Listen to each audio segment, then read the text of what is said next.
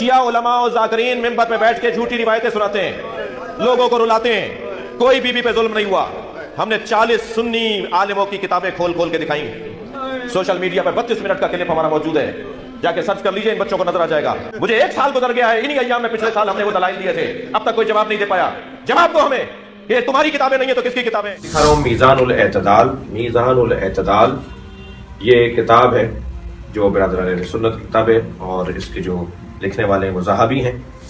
इतना बड़ा मौलवी और इतनी बड़ी खयानत मैंने अपनी ज़िंदगी में सोचा भी नहीं था कि इस दुनिया में इस तरह की भी खयानत होती है। किताब है जो हमारे अहले सुन्नत का एक बड़ा मोतबर नाम है, और वो जनाब इब्न अबिल हदीद मुअतज़िली मिस्री आलिम दीन है।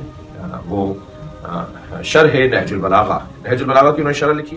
जब आप खुद कह रहे हैं कि शरह नहजुल बलागा इब्नुल हदीद अल मुअतज़िली, तो मुअतज़िली अहले सुन्नत कैसे हो सकता है? हमारे खाते में इसको मत डालो, बर्दाश्त करो, वगरना कूड़ादान में फेंक। हमारे मुसलमान भाइयों के यहाँ मोतबर तरीन किताब है। इसकी जिल्द नंबर 2 है जो मैं आपको दिखा रहा हूँ। ये जिल्द नंबर 2।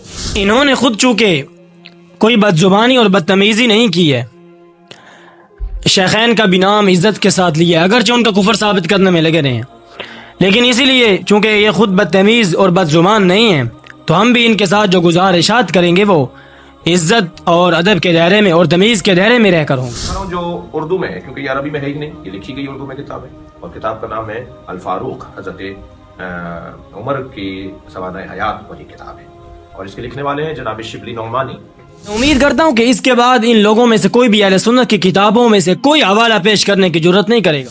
काश आप अपनी किताबों का भी मुताला कर लेते, बजाय इसके कि आप मुसलमानों के किताबों की वर्क गर्दानी करें। अगर इसी तरह सनद के बगैर और तारीखी रिवायात को मानना शुरू कर देना, तो फिर ना अहले बैत की नामूस बचेगी, और ना सहाबा इकराम का ईमान, और ना रसूलुल्लाह सल्लल्लाहु अलैहि वसल्लम की नबूवत बचेगी। ये किस सुयूती की हमें तोंस लगाते हो? ये तो सुयूती वो है जो कहता है कि रसूलुल्लाह को नऊज़ुबिल्लाह हज़रत ज़ैनब के साथ इश्क होगी। दलाइल से ये मालूम हुआ कि तारीख की वो रिवायात कबूल होंगी जो कुरान और सुन्नत के मुताबिक हों, जो कुरान और अहादीस मुतवातिरा के खिलाफ हों, उनको कूड़ादान में फेंक दिया जाएगा। इल्ज़ाम लगाना बहुत आसान होता है, साबित करने के लिए ज़िंदगी गुजर जाती है इंसान की। मैं तो हज़रत अली के बारे में ये सोच भी नहीं सकता हूँ कि वो एक लौंडी पर आशिक हो गए थे, नऊज़ुबिल्लाह। ये आपकी किताबों में लिखा हुआ है। हमारी किताबों का मुताला करने से पहले अपनी किताबों की वर्क गर्दानी करें। इन्होंने 40 किताबों का कहा था, और एक वीडियो में 46 किताबों का, कि मैंने 40 या 46 किताबों का हवाला दिया अहले सुन्नत की किताबों में से। जुल्म नहीं हुआ। हमने 40 सुन्नी आलिमों की किताबें खोल खोल के दिखाई। सोशल मीडिया पर 32 मिनट का क्लिप हमारा मौजूद है, जाके सर्च कर लीजिए, इन बच्चों को नजर आ जाएगा। मुझे 1 साल गुजर गया है, इन्हीं अय्याम में पिछले साल हमने वो दलाइल दिए थे, अब तक कोई जवाब नहीं दे पाया। जवाब दो हमें, ये तुम्हारी किताबें नहीं है तो किसकी किताबें? एक किताब में तो ये लिखा है कि इन्ना कद रफज़ा फुलानुन, वहां नाम लिखा है, मैं नाम नहीं ले रहा। इन्ना कद रफज़ा फुलानुन बतना फातिमा हत्ता इसक़तत मोहसिना, फुलां ने सैयदा पे लात मारी।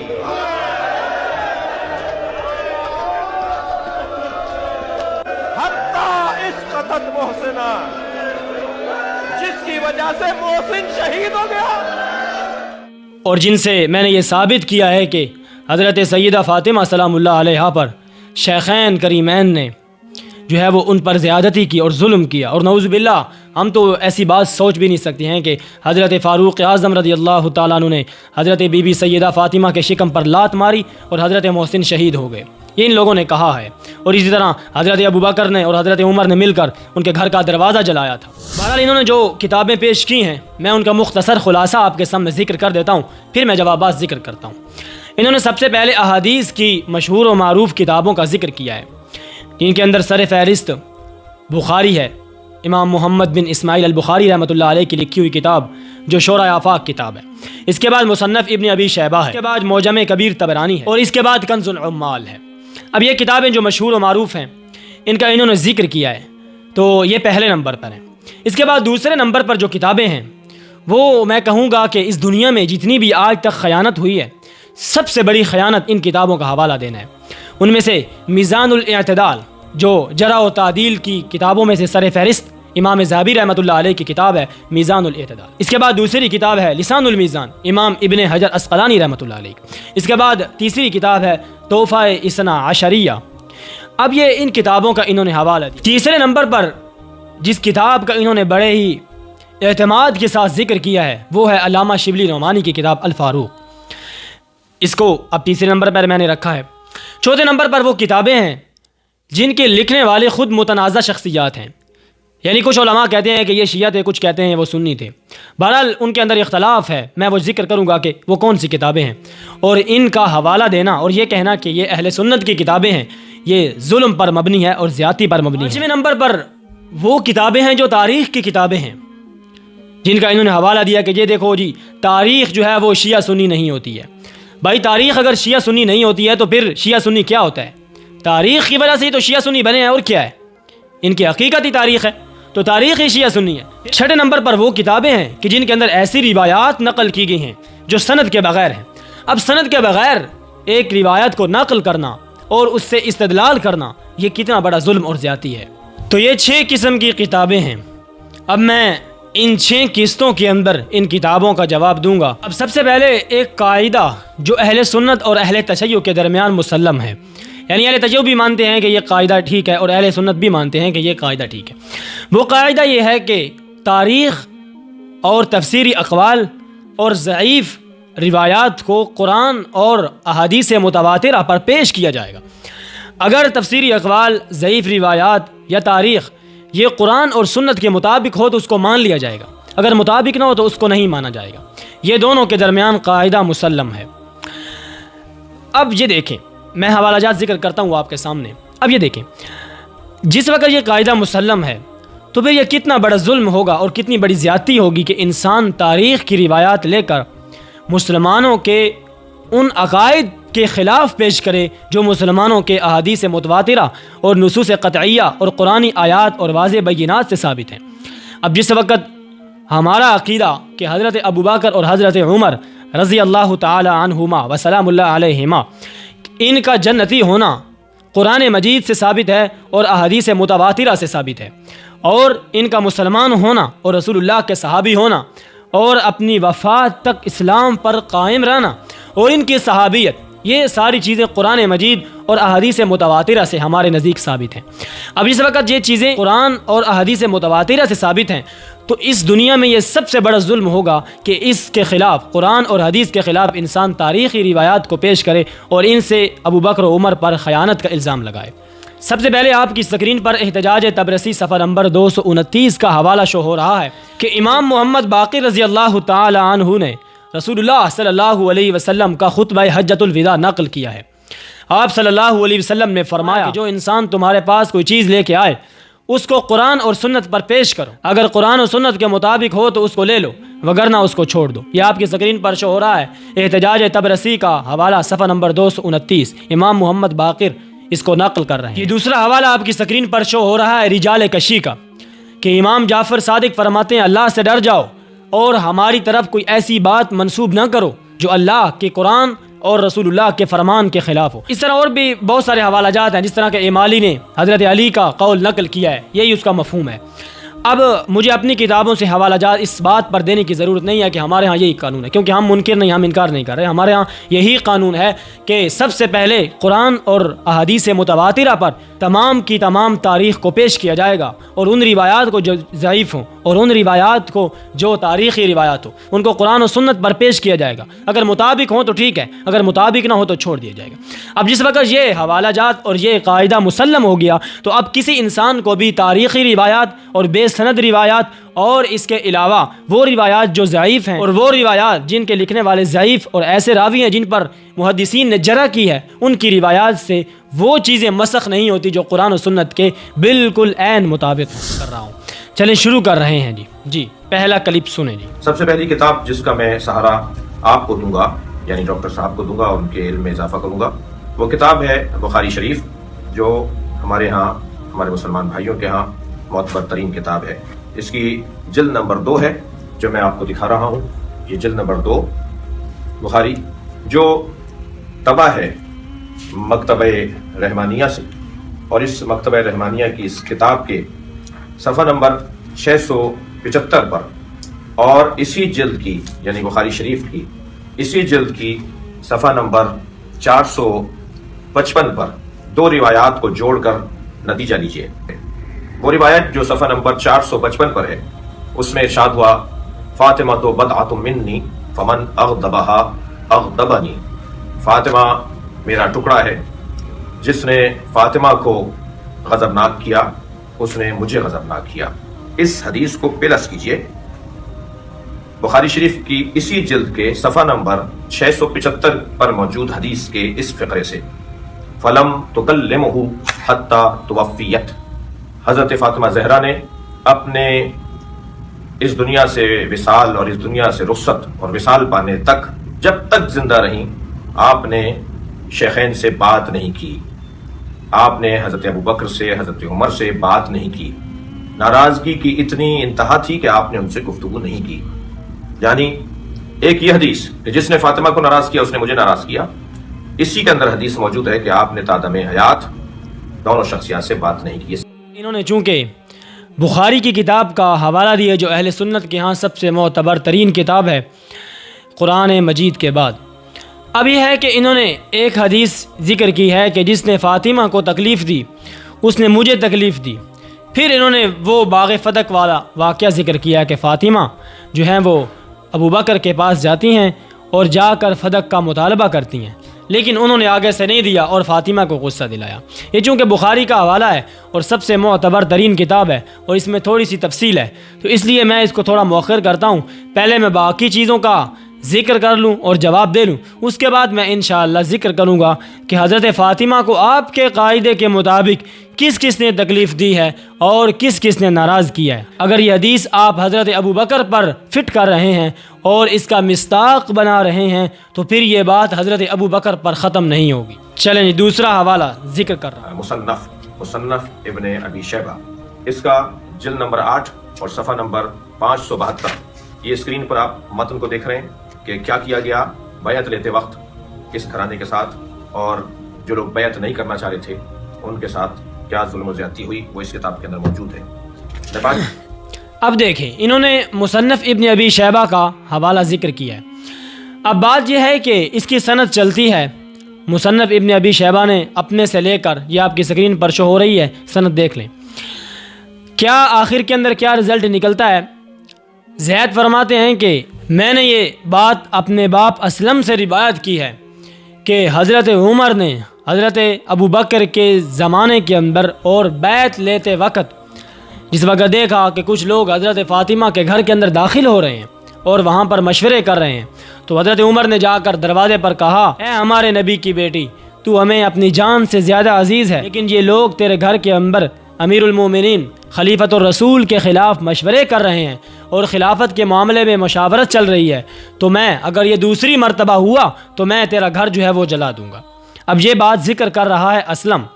اب ایک بات ادھر یہ ہے جو ہر سادہ مسلمان اور سادہ انسان بھی سمجھ سکتا ہے کہ اسلم جو ہے یہ غلام ہے حضرت عمر کا، اور یہ ان کی غلامی کے اندر آیا ہے حضرت عمر کے زمانے کے اندر، اور واقعہ ذکر کر رہا ہے حضرت ابوبکر کے زمانے کے بھی بالکل پہلے دنوں کا۔ اب جو انسان موقع پر موجود ہی نہیں ہے تو وہ اس وقت کا واقعہ ذکر کر رہا ہے جو اس سے بھی 2-3 سال پہلے کی بات ہے، تو یہ بات کس طرح مانی جا سکتی ہے۔ دوسری بات یہ ہے کہ اسلم صحابی نہیں ہے، اگر اسلم صحابی ہوتا تو پھر اگر یہ بات ذکر کرتا، یعنی کہ یہ کہتا ہے کہ بس یہ واقعہ ذکر کر، جس طرح کہ حضرت ابو ہریرہ سے بہت ساری روایات موجود ہیں، اگر کوئی صحابی ذکر کرے تو اس کی بات کو لیا جاتا ہے، اگر کوئی تابعی ذکر کرے اور اپنا واسطہ ذکر نہ کرے تو پھر اس کی بات کو نہیں لیا جاتا ہے، لہٰذا یہ بات تو ادھر ختم ہو گئی۔ اور تیسری بات یہ ہے کہ حضرت عمر نے دھمکی دی ہے، اگر بالفرض بات مان بھی لی جائے تو دھمکی دی ہے، اس کا وقوع کہیں بھی کسی صحیح سند کے ساتھ موجود نہیں ہے۔ وقوع دکھاؤ، اصل میں مسئلہ وقوع کا ہے، مگر نہ ہم تو یہ کہتے ہیں کہ حضرت علی کے ہوتے ہوئے کس کی جرت ہو سکتی ہے کہ وہ بنت رسول کو اس طرح کی دھمکی لگائے۔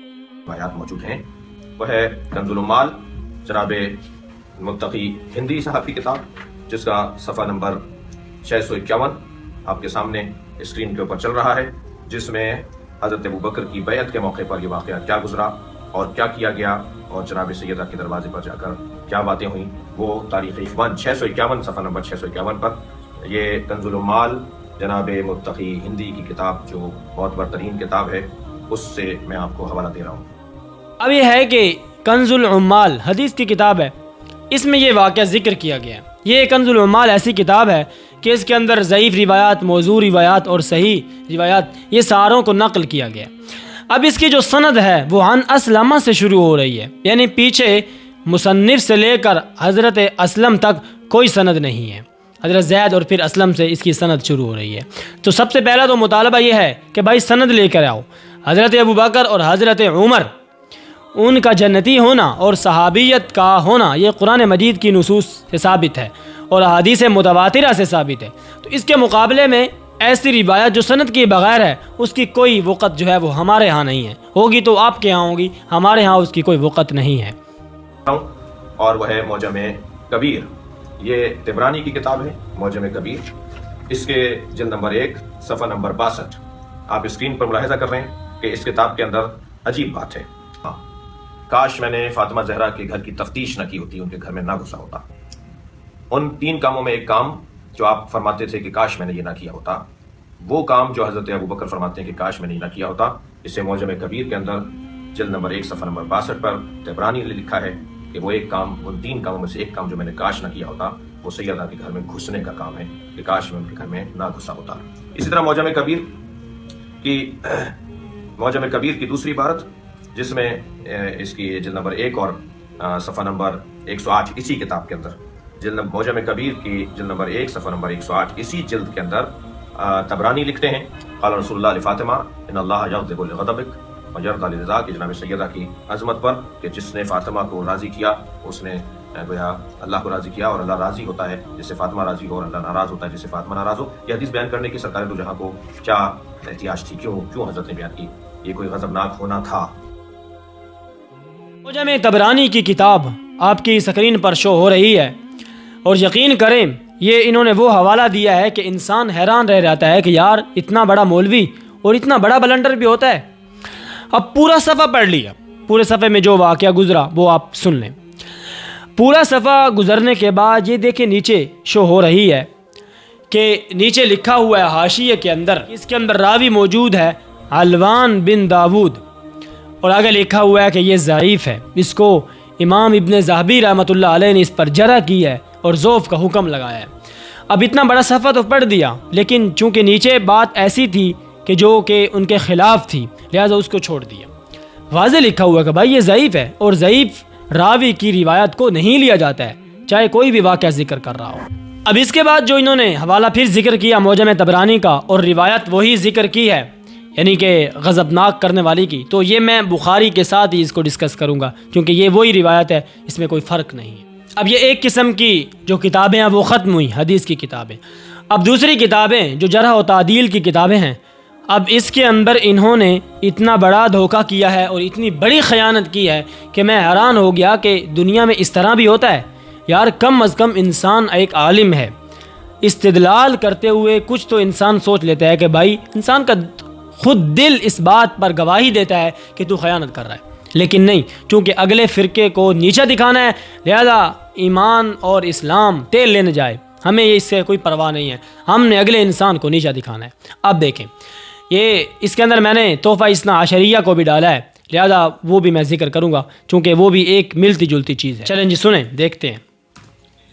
सफ़ा नंबर इब्रानी शाह अब्दुल अजीज़ मुहद्दिस देहलवी की किताब तोहफ़ा इस्ना आशरिया, इसकी सफ़ा नंबर 292 के ऊपर उन्होंने मुकम्मल इस बात को लिखा है कि कैसे तहदीद की, कैसे आग लगाने का कहा कि मैं इस घर को जला दूंगा और इस घर को जलाने के हवाले से हज़रत का धमकाना और डराना ही नहीं।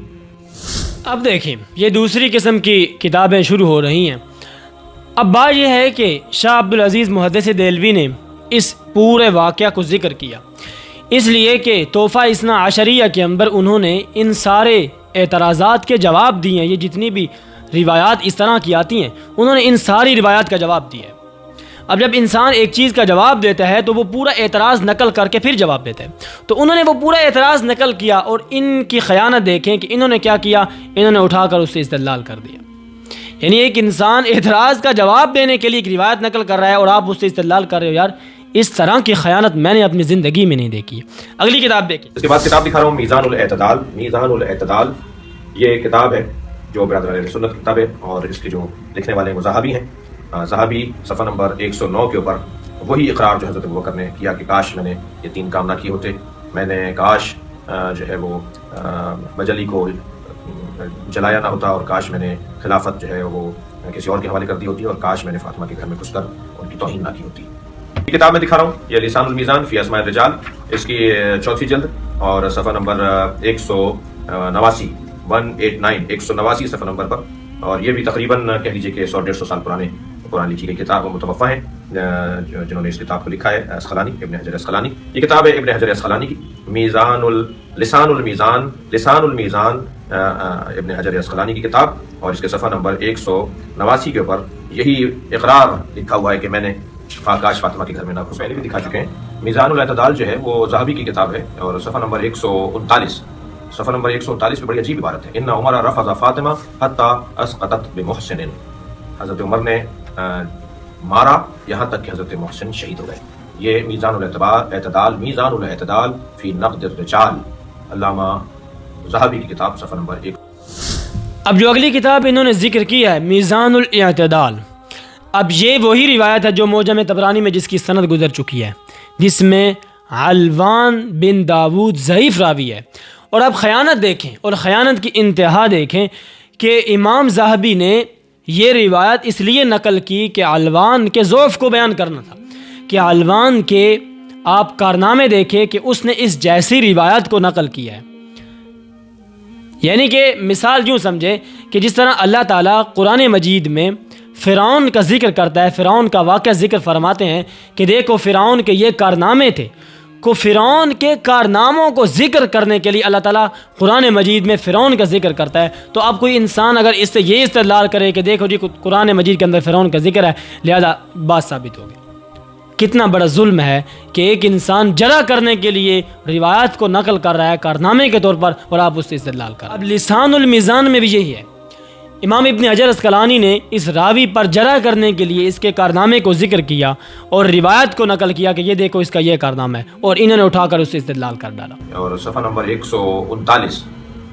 139 پہ بڑی عجیب عبارت ہے. ان عمر رفض فاطمہ حتی اسقطت بمحسن، حضرت عمر نے مارا یہاں تک کہ حضرت محسن شہید ہو گئے.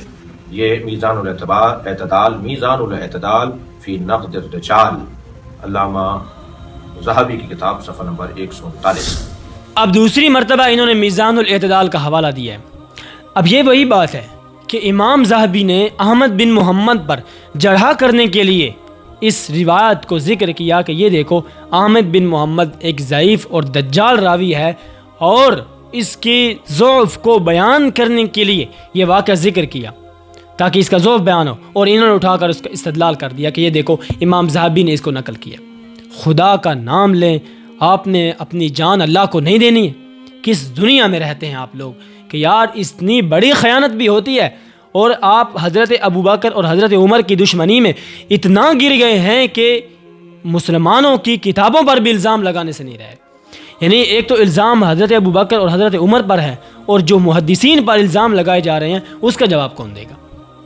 کتاب دکھا رہا ہوں جو اردو میں ہے، کیونکہ یہ عربی میں ہے ہی نہیں، یہ لکھی گئی اردو میں کتاب ہے، اور کتاب کا نام ہے الفاروق. حضرت عمر کی سوانح حیات والی کتاب ہے، اور اس کے لکھنے والے ہیں جناب شبلی نعمانی، بر صغیر کا ایک بہت بڑا نام، ندوی صاحب کے شاگرد ساتھی ان سے وابستہ. اس کے صفحہ نمبر 83 پر عجیب جملہ ہے، اور آپ دیکھ رہے ہیں اسکرین کے اوپر کہ وہ جملہ کیا ہے. فرماتے ہیں کہ تاہم روایت کے اعتبار سے اس واقعے کا انکار کی کوئی وجہ نہیں ہے. حضرت عمر کی تندی اور تیز مزاجی سے یہ حرکت کچھ بعید نہیں ہے کہ انہوں نے ایسا کیا. عجیب جملے ہیں یہ الفاروق کے اندر، یہ عجیب جملے ہیں جو آپ کو ہم.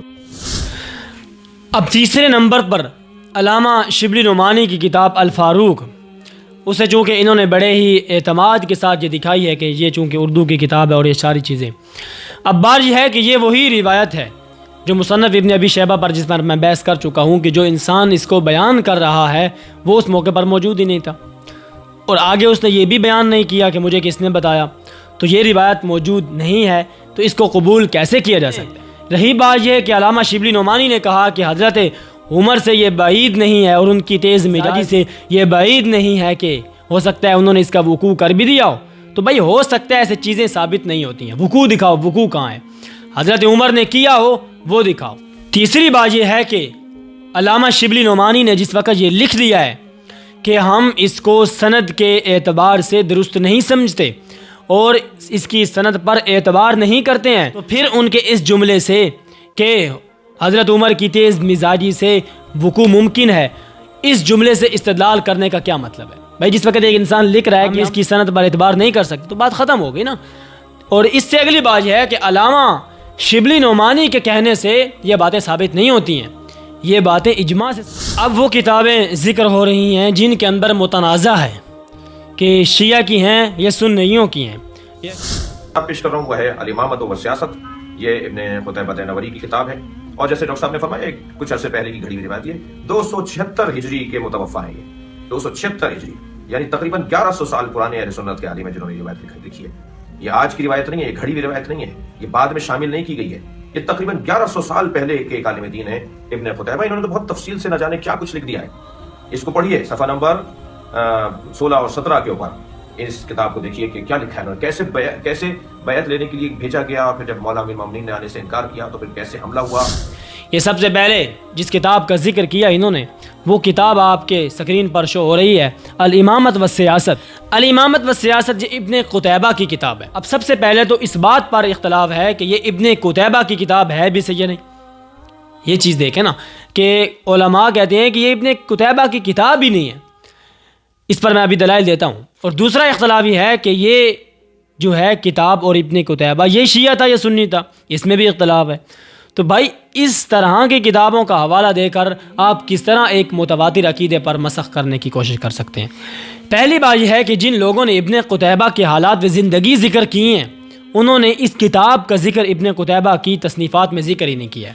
دوسری بات یہ ہے کہ اس کتاب کے طرز عمل سے پتہ چلتا ہے کہ یہ کتاب اس کتاب کا مصنف دمشق کا رہنے والا تھا اور ابن قتیبہ پوری زندگی دمشق میں نہیں گئے, وہ تو بغداد میں پیدا ہوئے اور بغداد میں. تیسری بات یہ ہے کہ اس کتاب کے اندر مصنف نے ابو لیلہ سے روایات لی ہیں اور ابو لیلہ 165 ہجری کے اندر کوفہ کا قاضی تھا اور ابن قتیبہ کی پیدائش سے بھی 65 برس یہ پہلے کی بات ہے. تو کس طرح ابن قتیبہ نے ابو لیلہ سے روایات لی ہیں؟ چوتھی بات یہ ہے کہ اس کتاب کے اندر مراکش کا واقعہ, فتح کا واقعہ ذکر ہے اور مراکش کا واقعہ جو ہے وہ موسیٰ بن نصیر کی طرف منسوب ہے. حالانکہ مراکش کو تو یوسف بن تاشفین نے 455 ہجری کے اندر فتح کیا تھا اور ابن قتیبہ کی وفات 276 ہجری میں ہو گئی تھی. اب کس طرح اس کتاب کو ابن قتیبہ کی طرف منسوب کیا جائے؟ رہا جاتا. یہ کتاب برادران اہل سنت کی کتاب ہے, فرائض السمتین. یہ علامہ الجوینی الخراسانی کی کتاب ہے, جلد نمبر 2 صفحہ نمبر 35. علامہ الجوینی کی کتاب جلد نمبر 2 صفحہ نمبر 35, فرائض السمتین. میں چاہوں گا کہ اس روایت کی جو متن آپ دیکھ رہے ہیں اسے میں بھی آپ کو پڑھ کر سناؤں کہ اس کتاب میں سرکار دو جہاں نے مرثیہ پڑھا ہے جناب زہرا کا. آپ صاحب اولاد ہیں, آپ کو شیخین عزیز ہیں, نبی عزیز نہیں ہیں. آپ نے ایک ایسی علمی بحث چھیڑ دی ہے کہ جس کا آپ کو شاید قیامت میں بھی جواب دینا پڑے گا. سرکار دو جہاں کیا فرما رہے ہیں ذرا سن لیجئے. لما اس سے اگلی کتاب ہے فرائض السمتین. اب یہ ہے کہ یہ کتاب اس کے اندر حضرت علی کی معصومیت ثابت ہے, اس کے اندر تمام ائمہ کی معصومیت ثابت ہے. اب یہ عقیدہ اہل سنت کے بالکل خلاف ہے, تو معلوم ہوتا ہے کہ اس کو لکھنے والا اہل سنت نہیں ہے, مسلمان نہیں ہے. تو پھر کس طرح آپ اس کو مسلمانوں کی کتابوں کی طرف منسوب کر رہے ہیں؟ تاریخ یعقوبی میں اتنا بڑا اختلاف ہے کہ تاریخ یعقوبی جو ہے وہ مسلمانوں کی کتاب ہے, شیعہ کی کتاب ہے. اب اس وقت اختلاف ہے تو پھر کیا مطلب ہے کہ آپ اس تاریخ کی کتاب کو, ایک تو بات یہ ہے کہ تاریخ کی کتاب اور پھر تاریخ کی بھی وہ کتاب جس میں متنازع ہے, تو کس طرح آپ اس کتاب کو مسلمانوں کی طرف منسوب کر سکتے ہیں اور اہل سنت کی طرف منسوب کر سکتے ہیں؟ سنت کا ایک بڑا بہت بڑا نام ہے اور وہ جناب ابن ابی الحدید معتزلی مصری عالم دین ہے. وہ شرح نہج البلاغہ, نہج البلاغہ کی انہوں نے شرح لکھی اور اس کی جلد نمبر 2 صفحہ نمبر 45 کے اوپر یہی کچھ لکھتے ہیں کہ کیا حضرت محسن کی شہادت کا سبب بنا. کتاب دیکھیں, اندازہ لگائیں کہ بھائی شرح نہج البلاغہ ابن ابی الحدید المعتزلی۔ اس وقت آپ خود کہہ رہے ہیں کہ یہ معتزلی تھا، تو پھر اہل سنت کی طرف منسوب کرنے کا کیا مطلب ہے؟ معتزلی اور عقیدہ رکھنے والے، معتزلی اور فرقہ تھا اور اہل سنت اور ہے، تو اس وقت معتزلی ہے تو پھر اہل سنت کی طرف منسوب کرنے کا کیا مطلب ہے؟ برداشت کرو یا پھر ردی کی ٹوکری میں ڈال دو۔ اب آگے ہے العقد الفرید، ابن کثیر نے اس کو شیعہ لکھا ہے، یعنی متنازع شخصیت ہے۔ جب متنازع شخصیت ہے تو پھر کس وجہ سے آپ اس کو دلائل کے طور پر پیش کر رہے ہیں؟ اس کے بعد جو اگلی کتابیں ہیں وہ ہیں تاریخ کی، تاریخ طبری ہے، تاریخ یعقوبی ہے۔ تاریخ طبری کا انہوں نے 2 مرتبہ حوالہ دیا۔ مختصر بات میں نے پہلے بھی کر دی ہے کہ بھائی میں نے آپ کی کتابوں سے 2 حوالہ جات پیش کی ہیں کہ تاریخ کی ان روایات کو لیا جائے گا جو قرآن اور سنت کے مطابق ہوں۔ ہم ان کو قرآن اور سنت کے مطابق نہیں سمجھتے ہیں، ہم یہ سمجھتے ہیں کہ حضرت ابوبکر، حضرت عمر، ان کی صحابیت اور ان کا عادل ہونا، ان کا بالکل سچا صحابی ہونا، جنتی ہونا، یہ قرآن اور حدیث متواترہ سے ثابت ہے۔ قرآن اور حدیث متواترہ کے دلائل کو توڑنے کے لیے ایسے دلائل چاہیے جو اس کے مقابلے میں ہوں۔ تاریخ کہاں اور قرآن اور حدیث کہاں؟ تو قرآن کی آیت لے کے آؤ، ان کے روایات سے کچھ بھی نہیں ہوتا ہے۔ اس سے اگلی جو روایات ہیں، یہ جتنی بھی کتابیں ہیں، کتاب الملل ہے یا یہ جو بھی پیش کر رہے ہیں، یہ ساری کی ساری جو روایات ہیں یہ بے سند روایات ہیں، ان کی سند نہیں ہے۔ بھائی سند لے کے آؤ، عن اسلمہ سے سند شروع ہو رہی ہے، کوئی کہیں سے شروع ہو رہی ہے، کسی کی سند ہے ہی نہیں ہے۔ تو بھائی اس وقت سند ہے ہی نہیں تو پھر ہمیں تو ان کا جواب دینے کی ضرورت نہیں ہے، کیونکہ ہمارا سب سے پہلا مطالبہ ہے سند کا، دوسرا مطالبہ ہے ان سند کے راویوں کی جرح و تعدیل کا۔ اگر وہ سارے کے سارے ٹھیک ہوں، پھر بھی اگر وہ روایت خبر واحد ہے تو خبر واحد جو ہے وہ حدیث متواترہ کا مقابلہ نہیں کرتی ہے۔ حدیث متواتر ہونا چاہیے، نصوص قطعیہ ہونی چاہیے، اور اس کے بعد جا کر پھر بھی تعویل کی جائے گی۔ دونوں اگر ٹکرا رہی ہوں، ایک کو ناسخ دوسرے کو منسوخ، یا ایک میں تعویل دوسرے کو مؤول، یہ کیا جائے گا۔ لیکن یہاں تو خبر واحد بھی نہیں ہے، تاریخ کی روایات ہیں، اور تاریخ کی روایت بھی بے سند اور ضعیف راویوں سے بری ہوئی۔ ان کی وجہ سے آپ ہم سے مطالبہ کر رہے ہیں کہ آپ ان کی وجہ سے حضرت ابوبکر اور حضرت عمر کی صحابیت پر شک کریں اور ان کے عادل پر شک کریں، ایسا نہیں ہوتا ہے۔ لے جاؤ ان کو۔ اب آ جاتے ہیں آخری جو کہ میں نے ذکر کیا تھا کہ بخاری کا حوالہ انہوں نے دیا ہے۔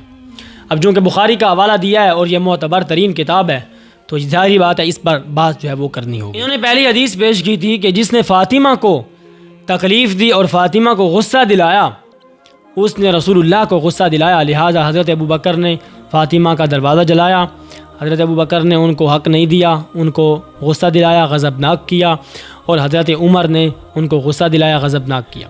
سب سے پہلے یہ دیکھتے ہیں کہ آپ کی کتابوں کے مطابق حضرت فاطمہ کو کس کس نے غصہ دلایا ہے۔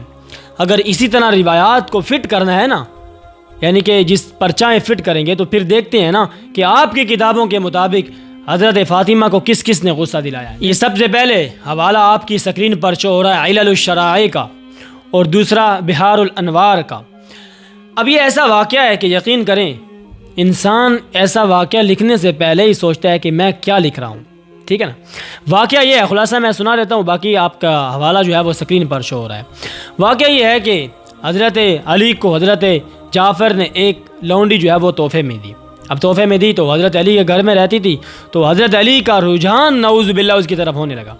اب جب ہونے لگا تو حضرت فاطمہ کو پتہ چلا، تو انہوں نے حضرت علی سے فرمایا کہ اے علی کیا آپ نے یہ کام کیا ہے؟ حضرت فاطمہ غصے کی حالت میں اٹھی اور رسول اللہ کے پاس پہنچی، اور پھر اس کے بعد اب دیکھیں، ایک انسان کو، ایک بیٹی کو حق نہیں مل رہا، ایک زوجہ کو، ایک بیوی کو حق نہیں مل رہا، یعنی جس کو یہ منسوب کرتے ہیں حضرت ابوبکر کی طرف، یہ بڑا واقعہ ہے یا یہ بڑا واقعہ ہے کہ اس کا شوہر کسی دوسری لڑکی کو پسند کرے؟ ان دونوں واقعات میں سے کون سا بڑا واقعہ ہے؟ ہمارے نزدیک تو ایک غیرت مند عورت کسی اپنے مرد کو دوسری لڑکی کی طرف اس کا رجحان بڑھتے ہوئے نہیں دیکھ سکتی۔ یہ آپ کی کتابوں کی بات کر رہا ہوں، ہماری کتابوں میں یہ واقعہ نہیں ہے، اور نہ ہی کسی مسلمان کی کتاب میں یہ واقعہ ہے۔ تو اگر آپ کی بات مان لی جائے تو حضرت علی نے بھی تو حضرت فاطمہ کو غضبناک کیا ہے، تو پھر وہ حدیث کیا آپ حضرت علی پر بھی فٹ کریں گے اور کافر بنیں گے؟ ویسے تو آپ ہماری نظروں میں تو مسلمان نہیں ہیں، لیکن اپنی نظروں میں بھی پھر آپ مسلمان نہیں رہیں گے انشاءاللہ۔